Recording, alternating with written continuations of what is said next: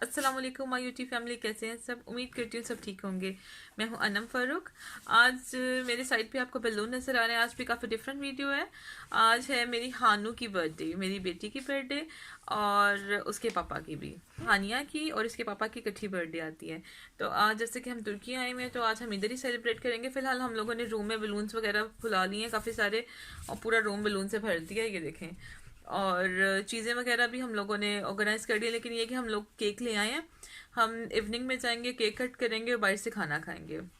तो उसका भी मैं आपके साथ इसके साथ क्लिप अटैच कर दूंगी। आप देखिएगा और बताइएगा कि किस तरह की हर चीज़ आपको लग रही है।